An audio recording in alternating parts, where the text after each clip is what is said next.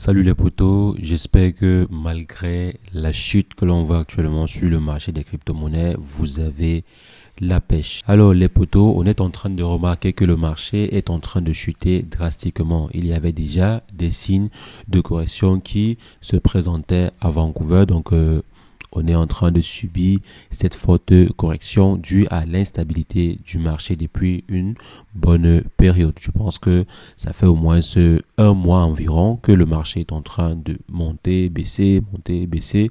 Donc là, on assiste à l'une des plus grosses corrections depuis novembre sur certains projets.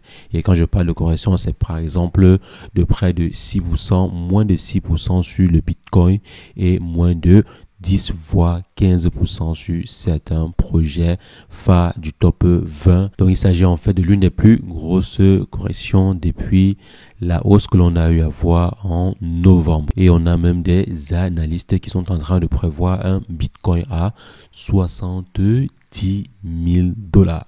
Oui les amis, c'est-à-dire la correction pourrait être sanglante d'ici quelques temps.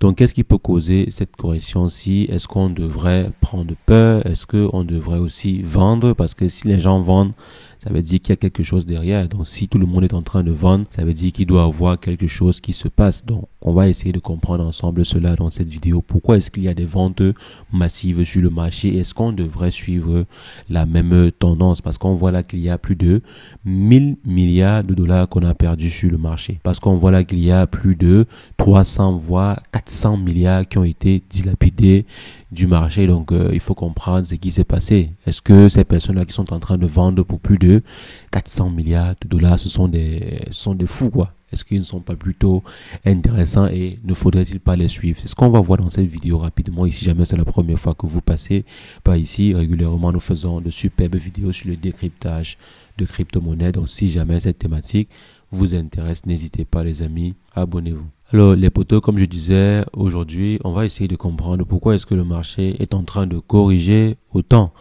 Est-ce qu'on ne devrait pas fuir par hasard le marché comme ces investisseurs qui sont en train de fuir actuellement? Donc il faut savoir que cette semaine-ci est l'une des semaines les plus tendues sur le secteur, disons, de la bourse en général et également dans l'investissement.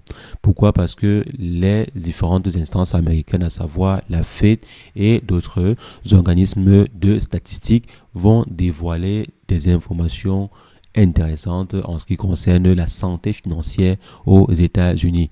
Il y a également près de 20% des entreprises du S&P 500 qui vont dévoiler leurs résultats annuels. Donc, est-ce qu'ils ont eu à gagner de l'argent en 2024? Donc, il y a plusieurs informations sensibles qui seront dévoilées cette semaine et à compter d'aujourd'hui déjà, on aura des informations et la Fed va prendre la parole mercredi pour donner des informations concernant en fait la hausse ou la baisse ou le maintien du taux d'intérêt. Et vous savez très bien que ce taux d'intérêt là est très sensible sur le marché des crypto-monnaies.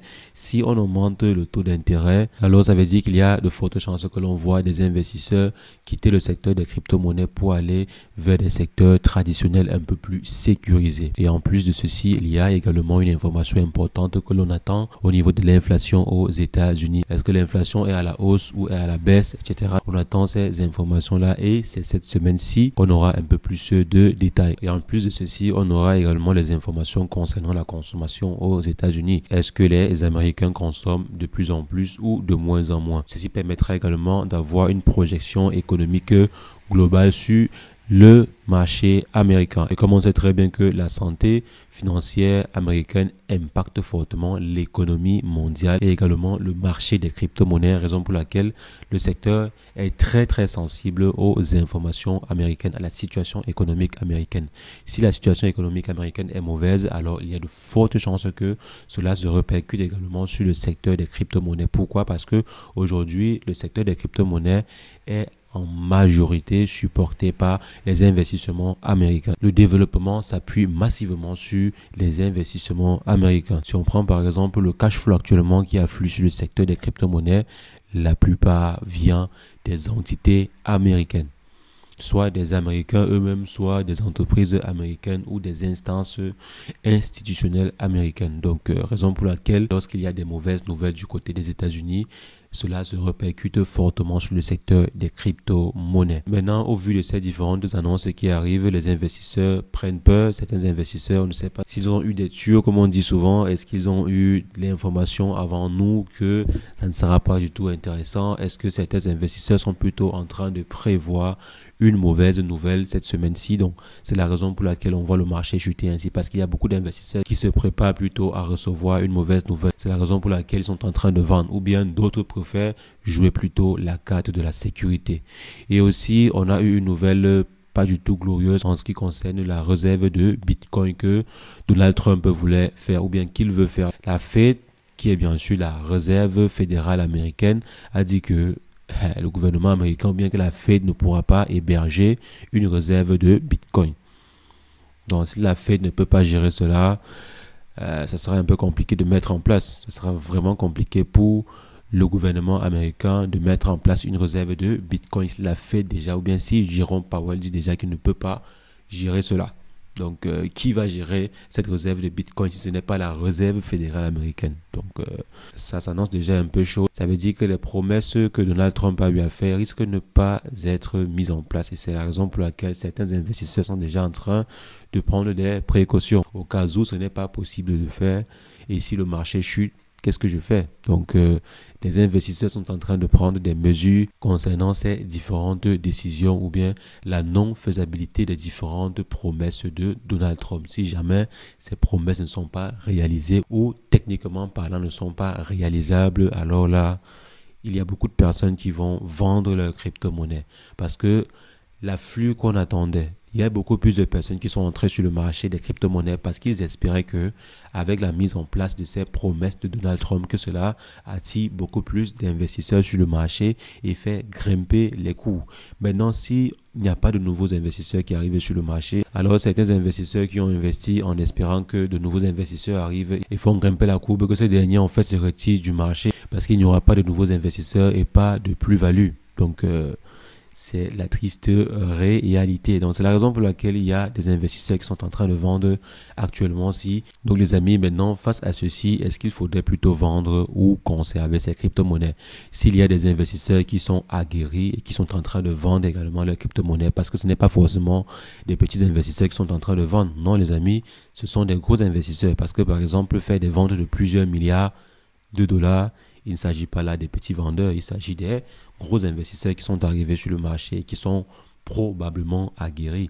Donc, si ces gros investisseurs-là vendent massivement, est-ce qu'on ne devrait pas également suivre la tendance comme eux? Donc, la réponse est non, on ne doit pas suivre ces gros investisseurs. Pourquoi? Parce que généralement, il s'agit des fonds d'investissement, il s'agit des gros investisseurs, des traders même qui sont sur le marché parce que vous devez savoir que le marché est composé des investisseurs à long terme, des investisseurs à court terme et des investisseurs à très court terme. Ceux-là qui investissent juste pour une période très brève, peut-être une semaine, un jour, 2 jours, etc. Donc, les investisseurs qui souhaitent juste profiter des grosses fluctuations qui sévissent sur le marché. Donc, généralement, lorsque vous allez voir des grosses corrections sur le marché, il s'agira en fait des ventes de ces différents investisseurs, des investisseurs à très court terme ou à moyen terme qui représentent néanmoins une bonne partie du marché. Il s'agit au moins de minimum 10 à 20% du marché. Donc, si on voit le marché chuter ainsi, ça peut déjà faire référence à ces investisseurs-là, à ces personnes-là qui investissent à très court terme sur le marché. Donc, si vous également, vous êtes un investisseur à court terme, alors pourquoi pas, vous pouvez aussi vous prêter au jeu et vendre, ensuite racheter à très court terme. Mais si vous êtes un investisseur à long terme, alors ne suivez pas du tout la tendance actuelle. Ne suivez pas la tendance qui se fait actuellement sur le marché. Pourquoi? Parce que d'ici quelques temps, le marché va toujours reprendre.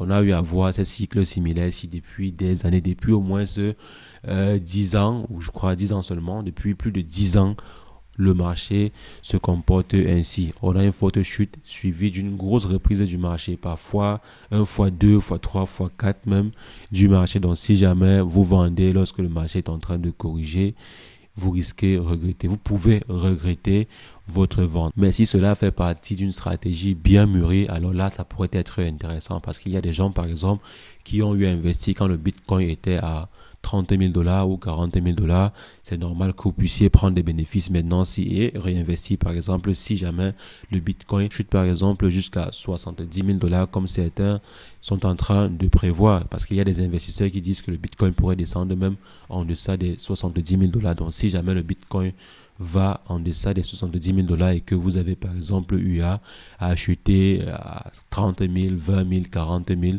oui, pourquoi pas. Vous pouvez vendre pour entrer lorsque le marché sera un peu plus bas. Mais si jamais vous êtes un investisseur à très long terme, les amis, ça ne sert pas de vendre si jamais vous n'avez pas de stratégie. Ou bien si vous êtes plutôt du style long terme, ça ne sert pas de vendre. Vous pouvez conserver pour vendre plus tard. Donc là, c'est ce que je pense. Bien sûr, je ne suis pas votre conseiller financier. À vous de faire ce que vous voulez sur le marché. Vous pouvez très bien vendre, vous pouvez sécuriser vos bénéfices, vous pouvez faire ce que vous voulez.